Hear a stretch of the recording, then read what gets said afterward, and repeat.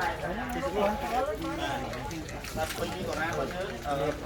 បាននិយាយពីព្រៃនេះតាំងពីរឿងគុណចៃមកម្ល៉េះតែក៏ពិត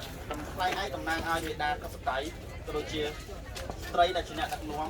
ឬថ្នាក់ដឹកនាំរបស់ប្រទេសកម្ពុជារបស់យើងនៅឆ្នាំ802ខ្លែងឯងជាទីសក្ការៈនៃអង្គរគឺដែលទិសជូនទៅដល់ការប្រមូលពិធីប្រមូលផលដែលទៅពេលនេះខ្មែរយើងបានប្រមូលផលក្នុងរដូវប្រាំងឬក៏ដើមរដូវប្រាំងបាទអញ្ចឹងទីទៅគាត់តែងតែបង្ហោះសម្រាប់ជាការលេងកម្សាន្តផងក៏ដូចជាបង្ហាញវប្បធម៌ជាខ្មែរខ្មែរផងដើម្បីកាត់បន្ថយការលេងហោះពីរដូវស្រូបកាត់អញ្ចឹងកាលណាមានខ្យល់គឺមានន័យថាយើងអាចរំលាយជីវិតឬយើងរស់បានគឺដោយសារតែខ្យល់បើមិនមានខ្យល់ទេគឺយើងមិនអាចបានអាហារគឺជារបស់ពិសេសទៅមួយឯងបាទនេះគឺឯងបាទនេះគឺឯងបាទនេះគឺបទពិសោធន៍ដៃពីបាទរត់តាមទៅក្នុងក្រុមហ៊ុនសតអាចលុយទៅទៀតដែរមួយយើងឃើញតែ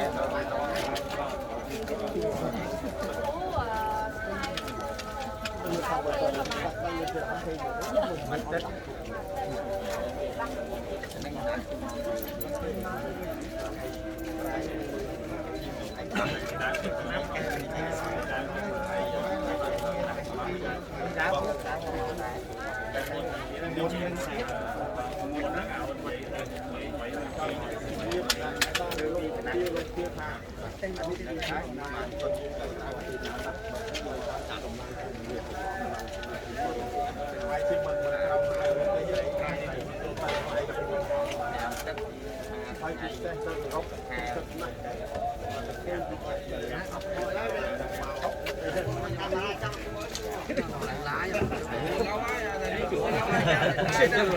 lại đây là cô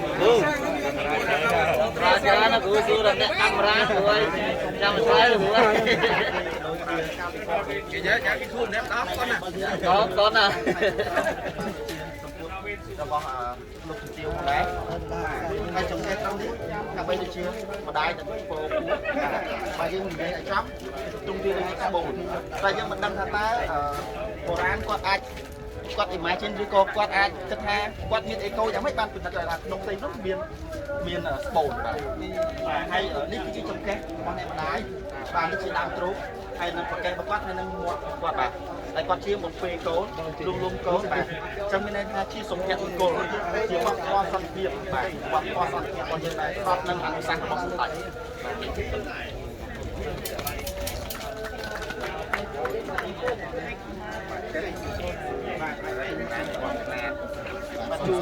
ជូនលោកស្ទាវ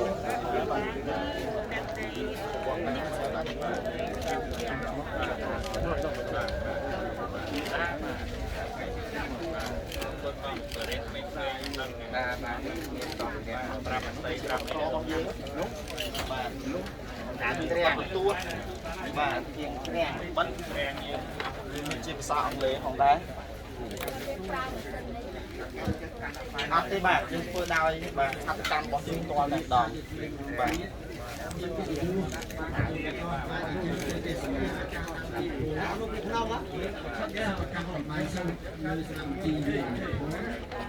ពីពណ៌គំរូបុរាណនិង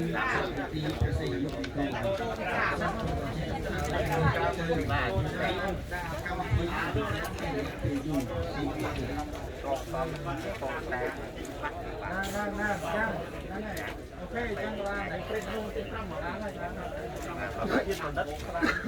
ប្រណិតជាបាទវាស្តៀងនឹងដើមខ្នោរបស់យើង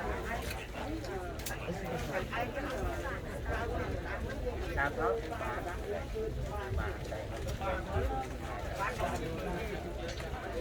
ដាក់ឲ្យប្រកាន់ទៅបាត់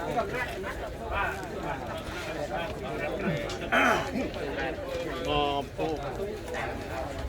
អងជួយឆានណាខាងពួកយើងជំរាប